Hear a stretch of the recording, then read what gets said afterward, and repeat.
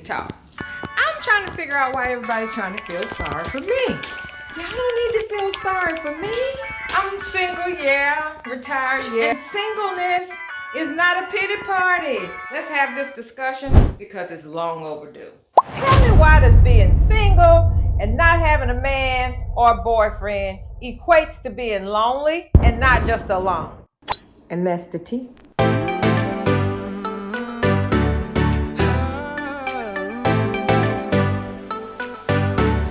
Welcome back to my In Real Life series.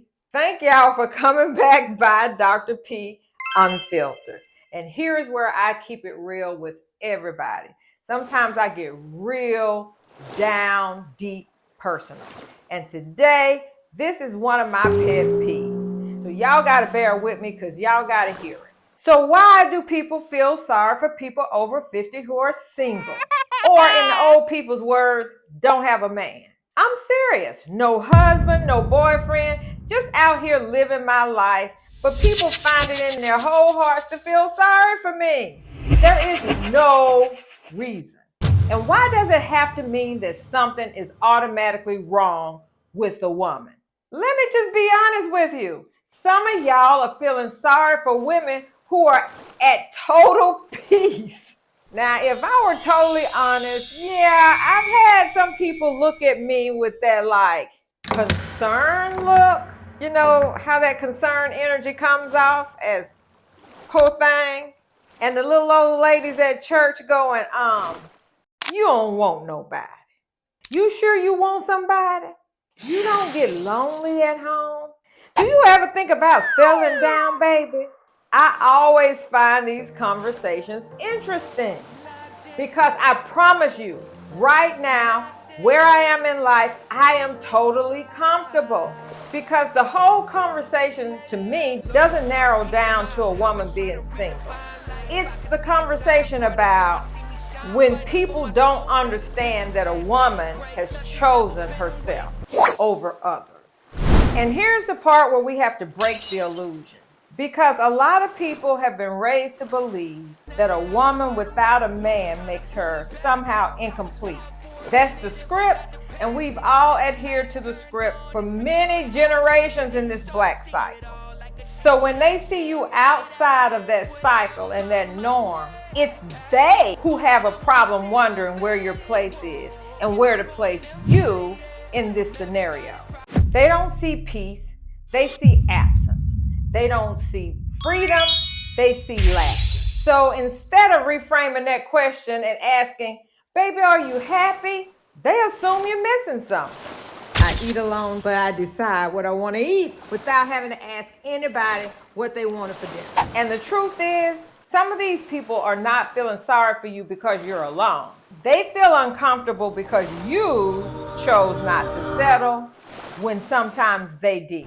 Now here's the backstory on how I became single. And a lot of you ladies are going to be able to relate to this. Y'all, here's a break. You know what I need. Do me a favor and hit the like button. Subscribe to the channel. Anyway, work, and work.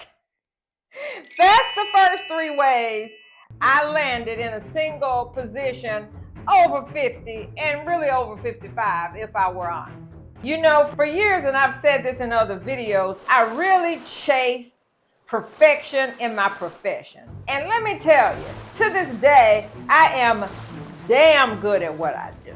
I have far exceeded my expectations, and I'm sure many others' expectations, especially coming from an area in Mississippi where single teenage girls hardly ever amounted to anything, and it was really hard to break that cycle. You're looking at cycle broken. So it makes people uncomfortable when you've done all of these things and you're still single and they can't explain it. And since work are the first 3 reasons I'm single, let's move on to the 4th reason I'm single. And the 4th reason is a cheating ass man. There is no bigger turnoff than a cheating ass man. That is my deal breaker. And I know it's hard in this society to explain why you expect a man to be single, why we expect a man to not cheat.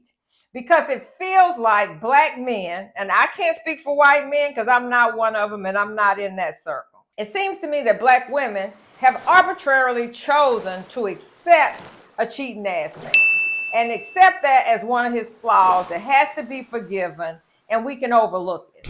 I haven't. I came from a divorced family back when people didn't get divorced. My parents divorced when I was 8.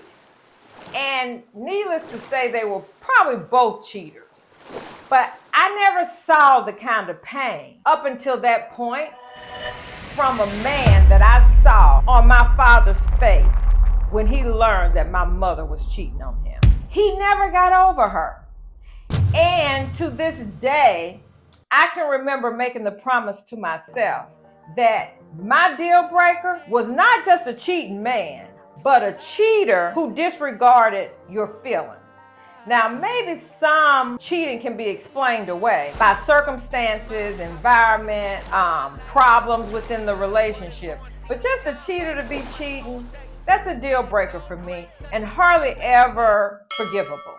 Now, you can say that that expectation is too high, but if it wasn't so, the Bible wouldn't have said it. The Bible says that cheating is a divorceable offense. Don't blame me, it's right there in the King James Version of the Bible. It's in one of the 10 commandments, and so thou shalt not commit adultery. And to me, adultery means doing anything outside of a committed relationship that is unexplainable and inexcusable. So work were 3. Number 4 was a cheating ass man. And number 5, the 5th reason I'm still single, is pursuing higher education. Think about it. I have a whole doctorate degree. I feel like I've been in school all my life. And pursuing those degrees and pursuing the education sometimes was a little drawn out because I worked while I did it. So instead of going straight through, there were classes here and classes there, and it felt like for years I was always in school. I was probably in school from my early 30s to my late 40s. Like I felt like from a associate degree to a bachelor's degree to a master's degree, and then 3 more years to a doctorate degree, and then defending a dissertation. School. And while everybody else was out enjoying their life, I was studying. I was researching. And I devoted half of my life to that and medicine. And while people were having a good time, men were complaining to me about being paged from the hospital. And that was back when we had pagers. And they were like, surely they can't be paging you that much. When really they were. So those are my reasons that I'm giving you for being single. And so it sounds like to sum that all up was not settling and pursuing a profession and education. Those are my reasons. Because before that, I had no lack of suitors. And I never had a problem pulling or keeping a man. I just chose to do better. Now, moving on with this conversation and getting back to why all these people are feeling sorry for me being single, over 55, already semi-retired, and poor thing, she's living over there by herself. She gotta be lonely. But let me tell you something. Lonely is not the word to use for me in the same sentence with my name. Because I have never been in a more peaceful place. Because I have a lot of baggage. And I have to have someone who's willing to accept that baggage. Now, would I welcome a relationship? Absolutely. But relationships for me come with some understanding. Now, before I get on all of my baggage, and I'm not about to rag on myself, I'm going to tell you all the reasons why it's great being in this space at this time in my life, and why being single sometimes is a blessing and not a curse for the woman who's living it and who's accepted who they are in their own skin. The unveiling. Boom! I know they look a little dried out, but it's pork chop smothered, not really smothered, but baked. And ta-da, rice. And later, I will, check it out. My plan is to add my bunny top peas. I'm going to take them out and let them thaw. Bam! See what I'm talking about? That's what I mean. Freedom, baby. Freedom and peace. Now, here are my reasons why being single at this big age can be a blessing and be as great as you make it. The first thing is you finally understand who you are. Now, no more guessing. You've lived, you've had the good, you've had the bad, you've had the ugly. You know what you would tolerate, you know what you can't, and you know what are absolute deal breakers. And you have decided what it is you need to make you happy. And this becomes your space. And you can live in this comfortably with this decision. I know what I like, I know what I won't tolerate, and I know what I won't negotiate. And what I won't negotiate is my peace. I will not negotiate my peace just to say my name in the same sentence with some man so that everyone else is more comfortable than I am. And baby, that kind of clarity doesn't come in your 20s or your 30s. It comes with being seasoned, going through, and having experience that informed your better decision. The next reason why being single in this space is so good. Your time is yours. Ain't nobody telling you to go, come, be, do, have, what, where, or how. All of those decisions are mine, and I can wake up and decide what that looks like for me. There's no more emotional babysitting in my life. Trying to make other people feel happy in themselves and trying to make everybody joyful. That is not my job. It's your own job to make yourself happy, and then you can include someone else and y'all can spread that joy together. But I am not taking the responsibility anymore on myself to make someone happy just so I can be in a space that's uncomfortable. I'm not explaining my every move, and I'm not shrinking to make someone else feel like they're okay. Now, that's the kind of freedom that a lot of people in a relationship doesn't have. They may never admit how they envy the single person who has that kind of freedom.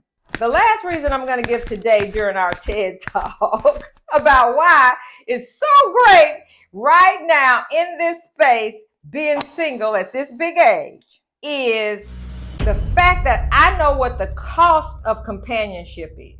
I know what it's going to cost me to have someone else around. And sometimes the price is high. Now this one right here, when you've lived, loved, and learned, you realize that having a relationship is not just about having somebody and being able to name somebody at the cookout that you're with. Relationships and companionships are a huge responsibility on both parts. They require energy, compromise, and sacrifice. And at this point in my life, you really start to ask yourself, is the relationship and the compromise worth my peace? And some people don't function from a position of wanting peace. Some people love chaos. They function great in chaos. In fact, I love the chaos of my 20s and 30s. It was fun. But at this point, the world owes me nothing, and chaos is not fun.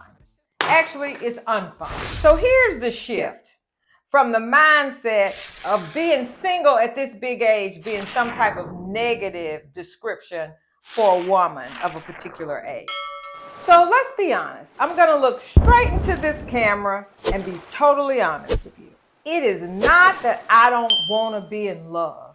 Every human wants to be loved. It's just that I'm not willing to risk everything and accept anything just to avoid being alone. That's the difference. Do not feel sorry for me. I'm not sitting around waiting for life to happen to me, and I'm not waiting around trying to be discovered. I'm living life on my terms. I'm dating at my pace, and I'm choosing me over everything else. And if the right man comes into my life, that's going to be even better. But if he doesn't, I'm still household. I'm still me. I'm still fly. And not having a man ain't changing none of that. And honestly, I'm believing that is exactly what's making people uncomfortable. Because a woman who is confident that she has access to everything that God has promised in this life, that type of confidence makes other people uncomfortable. Because a woman like me who is content being by themselves, number one, can't be controlled, can't be rushed, and can't be convinced to settle. And that, my friends, is a different kind of power. Say it ain't so. Say it ain't so. You can't. You know I'm right. And all y'all happy people in y'all's marriages, kudos. I would love to be on double dates with you, but if I can't, I'm cool too. Because being by myself, being with the most amazing woman I know, is the greatest privilege in the world. And while I sit in my singleness and let God use me to let you know, if you're sitting in the same spot, that we cool, then girl, let's have coffee. And that is Dr. P Unfiltered.